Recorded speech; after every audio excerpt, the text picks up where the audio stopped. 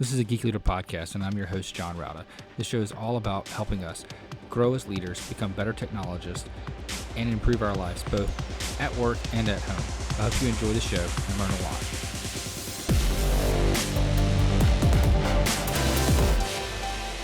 Hello, world, and welcome to a Geek Leader podcast. I'm your host, John Rauda. Today's sponsor is A2 Hosting. I've been using A2 Hosting solid state hosting solutions for our website at geekleader.com for many years now, and absolutely love their support, their service, and all the features that you get. You get access to cPanel. You get all of the things that you can imagine for a great WordPress experience, including their A2 optimized WordPress, which does extra security checks, extra lockdown. You can lock down your editor file so you can't edit anything inside there. You get alerts whenever there are file changes that are done. You can also do automatic updates, backups, and more with A2 Hosting. So highly recommend it. Go to geekleader.com/A2 to get more information and to sign up for their solid state turbocharged speed hosting today. Again, that's at geekleader.com/A2. All right, Geek Leaders. Today I'm honored to have John Estafanous on the show. He is the founder and CEO of RallyBright, which is a company that works from team building software to help us become better teams and help us leaders lead better teams, better high performing and inclusive teams, which is always the goal that we're trying to get to, and trying to make work an environment that's not just producing a product and punching a time card, but building a life that's better for everybody that's there. Anyway, with all that being said, John, welcome to the show. Thank you, John. Great to be here. Thank you. If you don't mind, just tell the audience a little bit about how you got to where you are today and what that process has been like for you. Yeah, absolutely. So my journey started a long time ago. Even as a little kid, when I used to sneak down to the basement with my brother and we'd program computer games in BASIC. So I've always been a technology fan. I've always been a developer or a coder.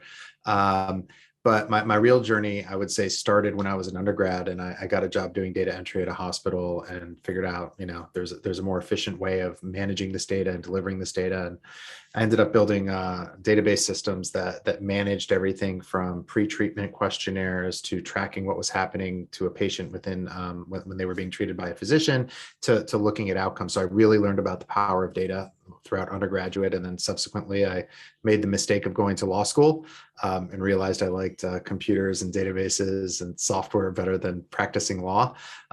So having learned that power of data, being able to see, how do you track outcomes? How do you track progressions? How do you take data and shape it in different ways? So you're not just tracking a patient's journey, you're also tracking things like productivity and volume and revenue. I had a .com idea in the year 2000 when I graduated law school, and the timing was perfect for that because the whole world blew up over that summer. And ended up building a software company and a marketing agency, ran that for a couple of years, joined a national agency, and all of a sudden I was managing 45 engineers around the country. And, we also happen to have a 37% attrition rate in engineering, which was really interesting. So that's where the people side really came in. You get this joy and you get this fulfillment when you're building something and you're close with the people that you're building with, and you're aligned in what you're trying to accomplish. And then all of a sudden you enter like this bigger world and you're like, oh, there are different problems out here. How do you rebuild that? So I did that for a couple of years. I went to a much larger organizations and ran into some of the, similar issues globally, where how do you understand what's happening on teams at the ground level? You understand how your managers are operating. But you're always going to look at your people with a little bit of bias, whether you like it or not. And that's based on your relationships. It's based on your perspectives.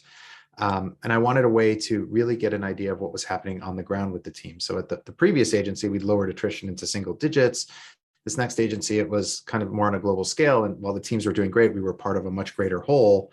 And, from that perspective, I wanted something that could help me understand how to build great teams. There's got to be a system behind that. How do you actually give everybody a voice? Because when you get that ground level input, you're not only reducing that bias, but you're getting a holistic view. And then ultimately, how do you help, like you said at the top of the call, John, how do you help managers become better leaders and build great teams? Because there should be a way to do that. So that's how I ended up starting RallyBright. Basically, I teamed up with an amazing founding partner who was an embedded executive psychologist at Microsoft for 18 years. working with some of the toughest teams in the world at the time in the early 2000s. And we had built a model around team development within my first company. And I was like, yeah, if we can turn that into a SaaS platform and really democratize management consulting and coaching, and help managers become better leaders, we can make work better for everybody. And that's how I ended up where I am today. So how do you put building better teams into software when, in my career, looking back at it, everybody's so different, everybody's different, and I have to manage different people differently. Some people, Absolutely. it's like, for example, I come in the morning and because we're in the office and I'm walking through, there are some people that, good morning, hey, how are you doing? And other people, if you tell them good morning, they're going to like strangle, like, I don't have my coffee yet, shut up, I don't want to hear it. Right. So you have to know those people, and it just seems like it's very difficult to systemize something that could be very unique. Yeah, there are so many different work styles out there, and it's not just the people and their work styles and their behavioral styles and their psychologic profiles, so to speak. It's also the environments that they work in. Yeah. So you could actually have an incredibly high performing, awesome team that's tight knit and you understand everybody inside out, but there may be external factors that are driving how the team is performing. It could be the overall company, it could be the market, it could be competition, it could be a number of things. So on the personality style, there's a lot you can do to better understand people's work styles and how they show up at work. We've actually and actually that was one of the things I was kind of keen on incorporating into the platform is how do you drive self-awareness and then awareness of others? So we built in various psychometric profiles. So if you've ever heard like a Myers-Briggs or a DISC report, there are tons of them out there. We built a couple of those into the platform that then can be shared with others to say like, hey, this is how I prefer to be communicated with, or this is how I address conflict, or this is how I show up at work. This is just my work style. I may be very direct and to the point and not very quote unquote soft and mushy when we have our initial conversations, but that's just how I get things done. You may need to have more of an interaction to better understand what are my objectives and what is the long-term goal versus just how do we get from point A to point B. Understanding your work style is the first step. That's self-awareness. And then understanding how you work with others is the next step. And then for managers and leaders, it's really how do the teams, which are those core operating units that we rely on for our success and for the success of for our organizations and to develop others, how do the team work styles interplay with one another? So that's the personality side. And then there's the functional side, right? Like based on how we show up, how are we working towards our goals in terms of how we drive our business impact? So is that as developers, that could be how do we ship more code more efficiently with less bugs? How do we do faster sprints?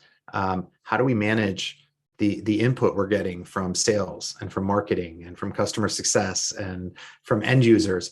Because those are all external factors that affect how we can actually perform together. So self-awareness, group awareness, team awareness is how we try to go about some of that. Awesome. So how is when you're looking at like a new manager or new leader, which a lot of our audience are kind of in that transition period from being an engineer to now managing people, and it's like night and day difference of what your job is now, because you can't code people sometimes, unfortunately. I wish you could. Yeah. But when you're making that shift and you need to know like how do I figure this out? How do I become more self-aware?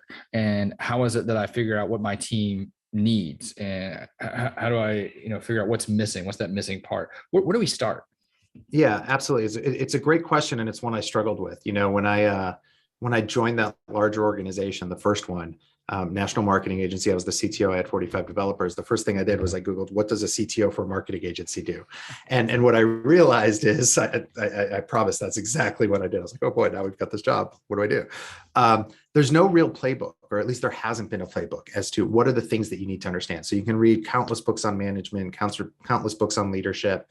A lot of it is education, but at the end of the day, I know as a developer and somebody who is trained as an attorney to just think as logically as possible. That's the beauty of code, right? If the logic doesn't work, you're going to have bugs, right? There is no set logic for people or teams. Like how do you identify that? But there are frameworks, and I think frameworks are something we're all familiar with.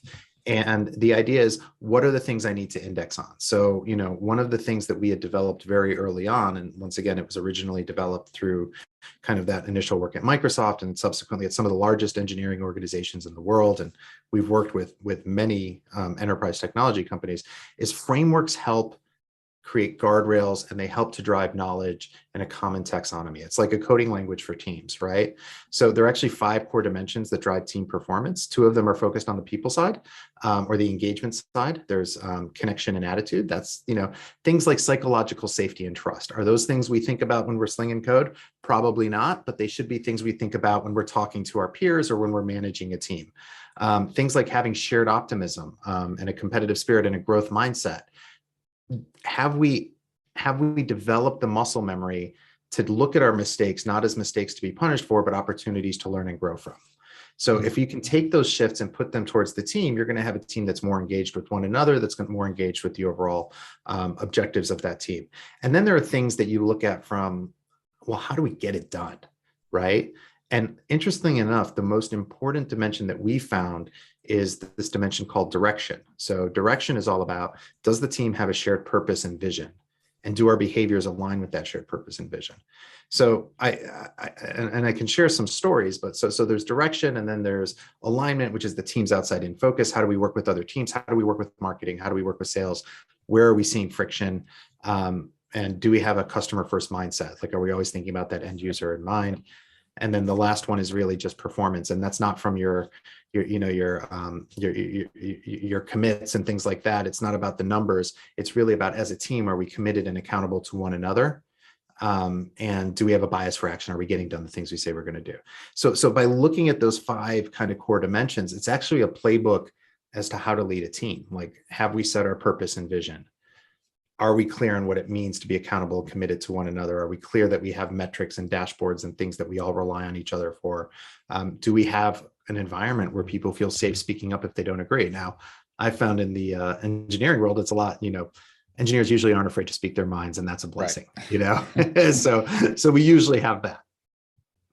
So what do you do if you take over or a team, or maybe you're a new manager to a team, and you realize that the team did not have that safety in the past?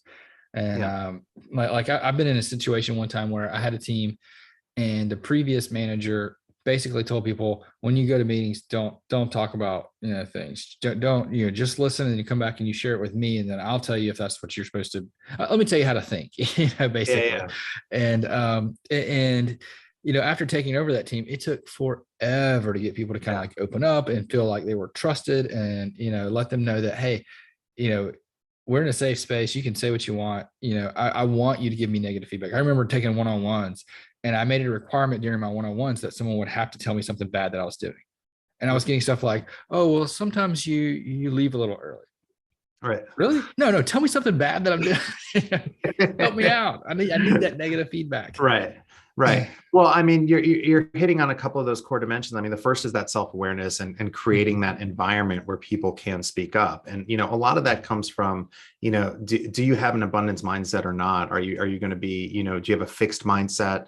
Are you trying to, somebody once told me, like, what happens when you try to grasp at sand, right? Eventually it all slips through your fingers. So if you're grasping at sand, you're not creating an environment to build sandcastles, right? Like, you're basically just letting it all go and holding on tightly. And the tighter you hold, the faster it falls. So I think, creating that environment, having that growth mindset, being able to, and not just for you as the leader, but for the team as a whole, to say, like, hey, we missed that release, or there was a major bug. Like, these things are going to happen. It's part of who we are. We don't want them to happen, but we all know they're going to. How do we mitigate that risk going forward? And what did we learn from this? It's just, and then also, from our perspective, a lot of it is, not only following that growth mindset, but also that abundance mindset. Like, there is plenty of opportunity out there. We can continue to learn and grow together, and giving people the space to be able to do so, and understanding that everybody's perspectives are valued. So you actually started to touch on another component, which is inclusiveness and belonging.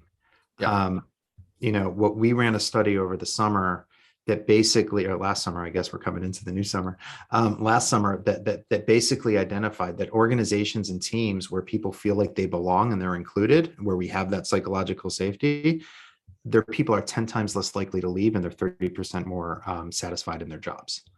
So what does that mean? It means people's contributions are valued. Yep.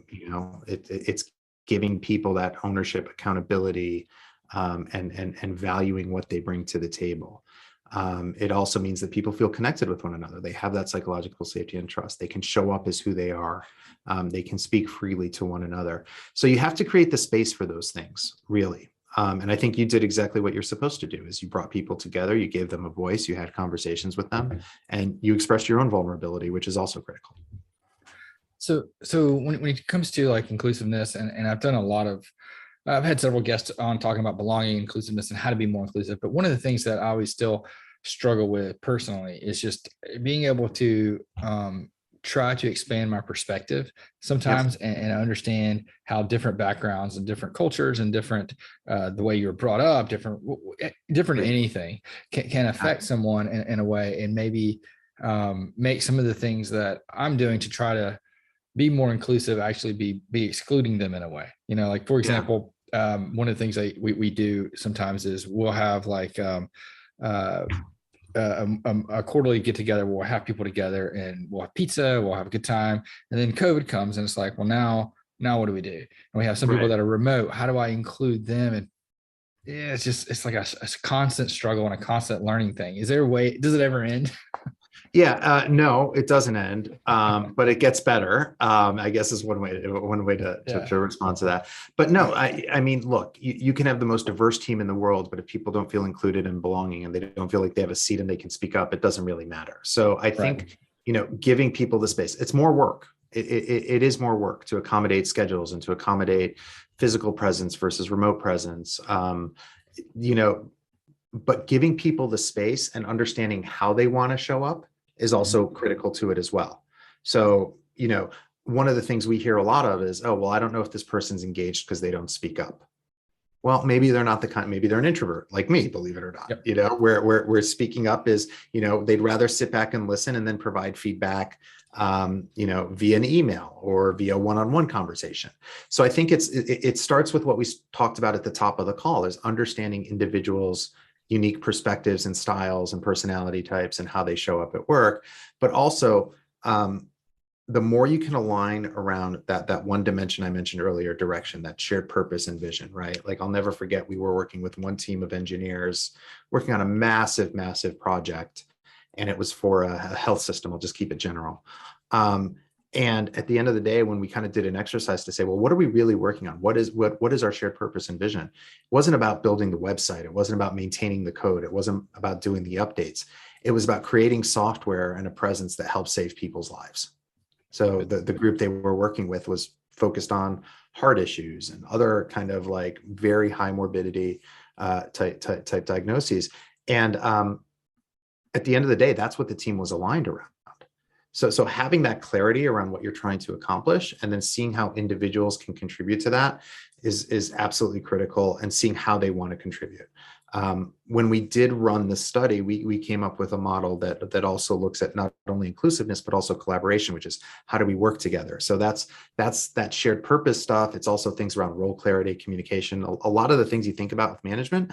But there were kind of two things that surfaced that I always felt were part of the softer side of management. The first is compassion. Do we have empathy within our organization and with our team? Are we empathetic towards one another? Can we get into the shoes of others? And do we support one another on their journey? And then the other one was fairness. And we defined fairness as looking at things like objectivity. Can we look at somebody's perspective and their situation without bias? And that's how we embrace diversity. So that's just, I don't know if that was helpful, but when you think about how do you incorporate folks, it's really that holistic view. Yeah, it is helpful. And one thing that I've talked about on the show openly a couple of times is that I struggle sometimes with empathy. Like I'll get busy in something, and it's like the more things that pile up on my plate, the more that I'm working on, the less my empathy, less empathy that I have. And I have to like intentionally take steps to become more empathetic. Like for example, one of the things that I've talked about doing is that before a one-on-one, I'll take 10 minutes before that one-on-one and try to put myself in that person's shoes. I'll imagine, I'll take like a person, I'll say their name and I'll say, okay, this person has, 2 kids that are, 12 and 8. and I know that they take their kids to school in the morning. So let me imagine the car ride with two kids in the school in the morning, and one of them was late, and I had to get them up.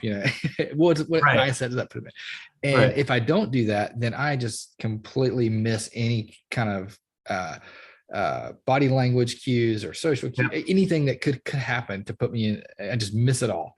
Yeah. Is there any way that you can like kind of build that ability to become more empathetic in general? Yeah, I think you hit on one of the core functions that or one of the core things you can do, and that's just driving that physical empathy where you're actually putting yourself in the shoes and thinking of somebody else. I remember reading a couple of techniques around that from a religious scholar, and I think the other thing is just taking the time to respond, not react. So one of the things that's often, and look, what you talked about, John, was really kind of very much your work style, right? Like my assumption is, like a lot of engineers and developers and IT folks, is you're very direct, and it's like, if this, then that, and that's what should Yeah, happen, exactly. right? But the problem is there are no people in if then, in if then statements, right?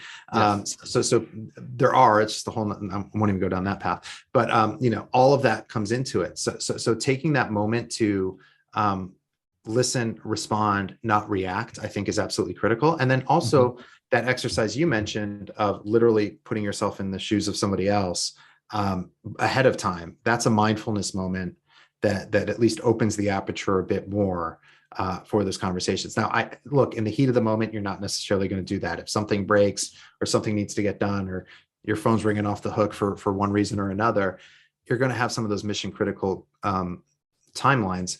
I would say what's critical to the success of delivering against those crises is having a team that understands one another's work styles and knowing that there is enough of a connection, there is enough of a value of contribution, there is empathy there as the foundational components. And then it's fine if you're in the heat of the moment. I mean, I think of my wife, who's a critical care nurse. When somebody codes, there's no time for empathy. This is the protocol, this is the person in charge. We're going to get this done because we're going to save a life. Now, we're not saving lives, and that's something I remind my team of every single day. But we know that we're all there for one another, and if we do have a high performing team, that's when we're able to engage with disruption in the most effective ways. Right. No, I get that 100%. And it's just one of those things that, like, I struggle with it. And I feel like, God, is there something I can do? Just like, is there like a magic pill I could take just to come? Sorry, not that I know of. We'd be in the pharma industry if there was. Yeah. Yeah, absolutely.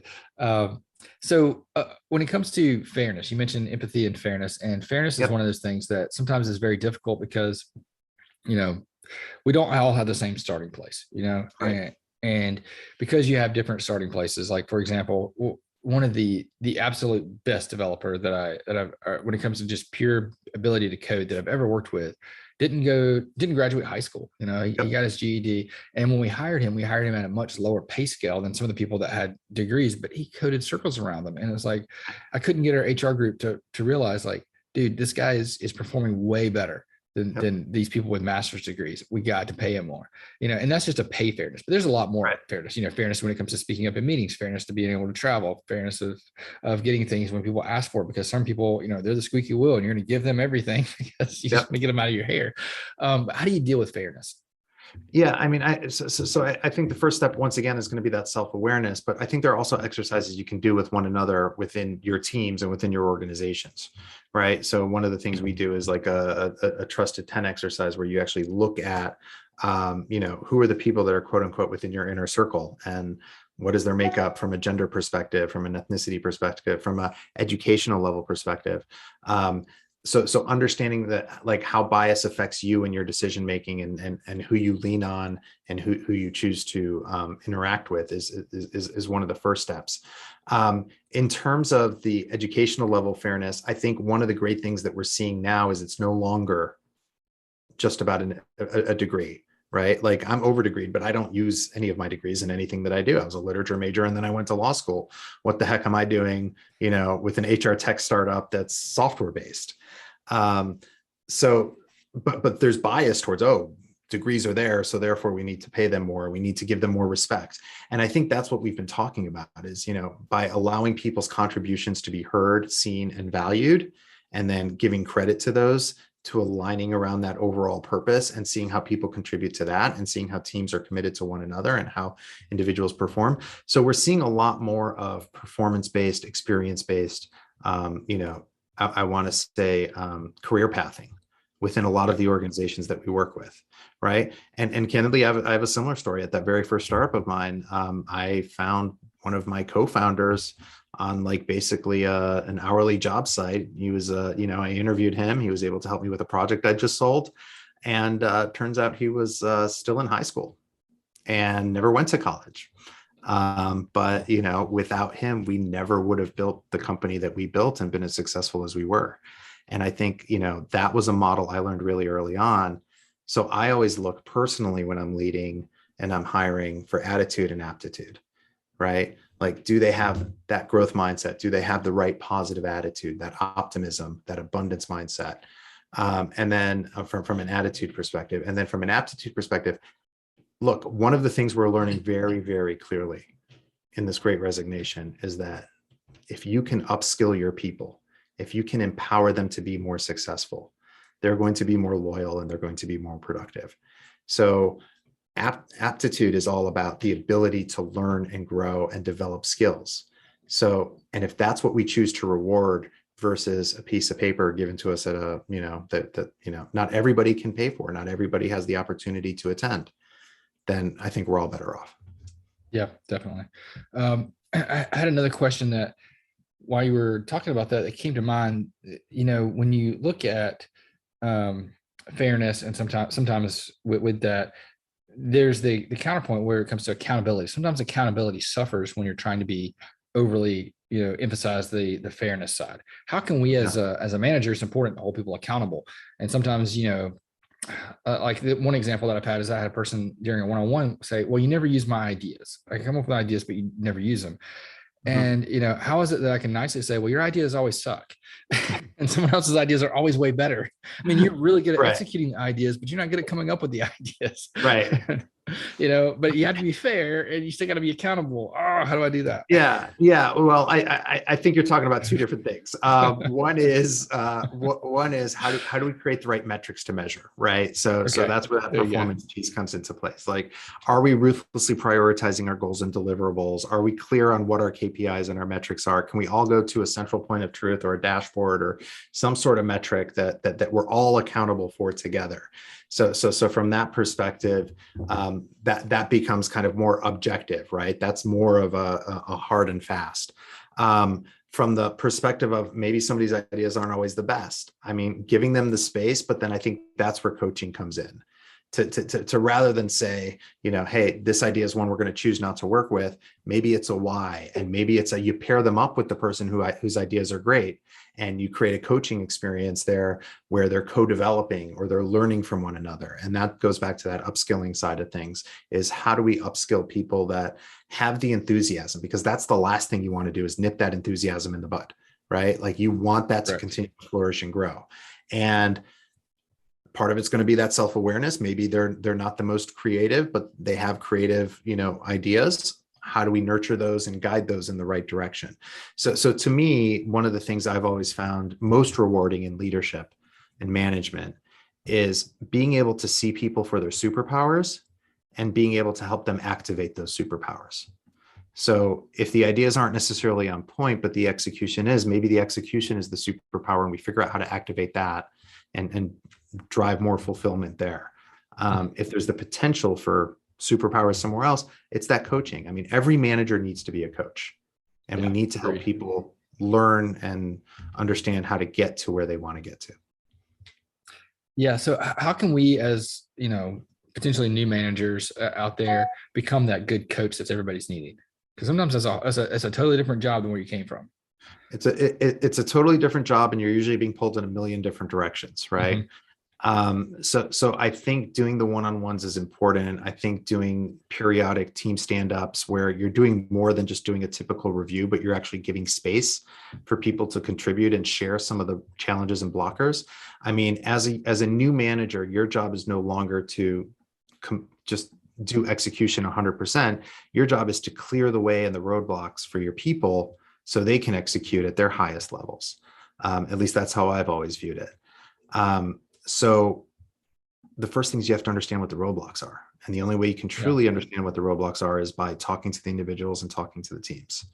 It's not to say you need to spend all your time in one-on-ones, because that's never going to work, but it is understanding and having a system in place by which you can identify where are the biggest blockers. So it goes back to having the right metrics in place. What's important to you and your team? What are the deliverables you need to achieve against? How do you measure those? Do you trust people enough? Do you give them enough space to stand up and talk about obstacles and challenges? And then how do those actually affect those goals? And then when you find those, you jump in and you coach people through that, removing those obstacles or guiding them how to navigate around them. So let me ask you this: how can RallyBright help us with some of these things? Yeah, so the initial model I talked about, those 5 core dimensions, we've built that into a SaaS platform. Yeah. So they're up on the wall behind me with a couple of other figures who kind of identify them. So direction, Mandalorian, my son's a huge fan, so this is the way. I have to say that is like the ultimate geek leader background right there, because you go from Mando on one side to Picard on the opposite side. It's like perfectly framed. It's awesome. Yeah, I appreciate it. Yeah, no, I'm definitely a geek when it comes to all of that stuff, and I think everything else. So ultimately, look, what I wanted to do, and what I think we've been able to do, is to create a quantifiable, normalized framework by which you can look at the health of a team and then look at the behaviors behind what's driving strengths and vulnerabilities on teams. And that's ultimately what RallyBright does, is we start with a diagnostic that will say, hey, run this through your team, give everybody a voice, accountability, and ownership into how the team is doing. So it's a lot different than what you see in terms of performance reviews, right? It's not about a single individual. It's not a 360 about your boss. It's not a 360 about you. And it's not about the whole company. It's not one of those engagement surveys. Like those things used to drive me nuts. They have a place, but like as an executive, we'd run that across an entire organization. Then I'd be like, okay, so how does this affect the people I work with every single day? Arguably, it gets hard to get down to those actionable insights. So we decided to focus 100% on teams and how they operate, normalize the data in a way that you can say like, hey, on direction, we're doing great, but we have work to do on connection and alignment.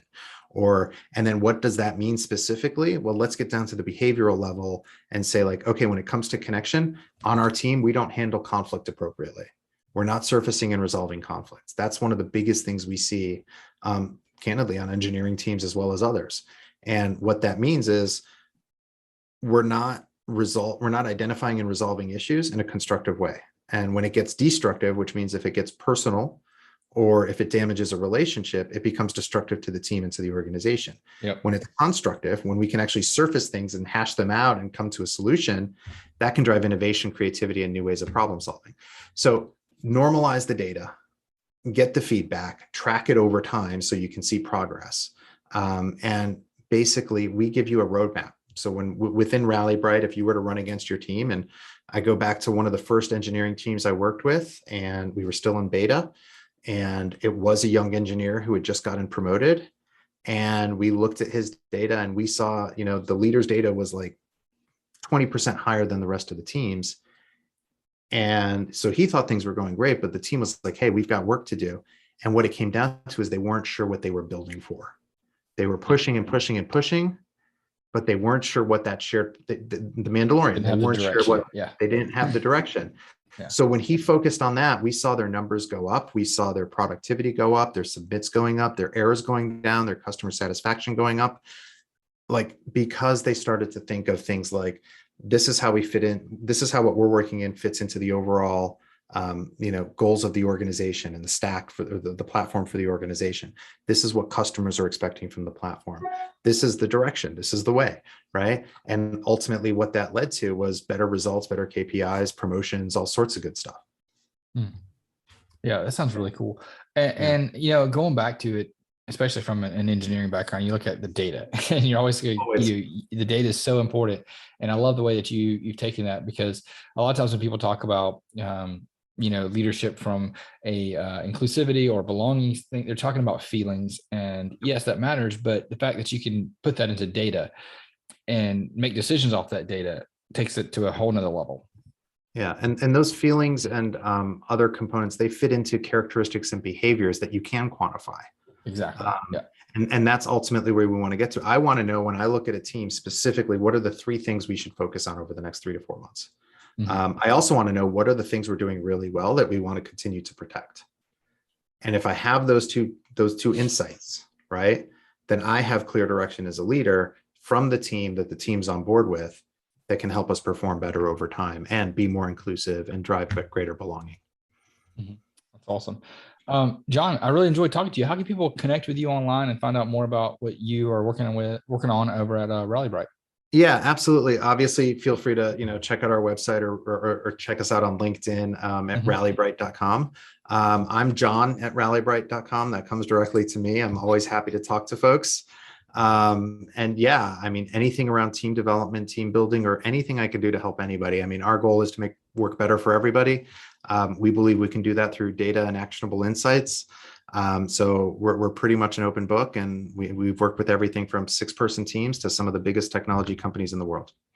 Awesome.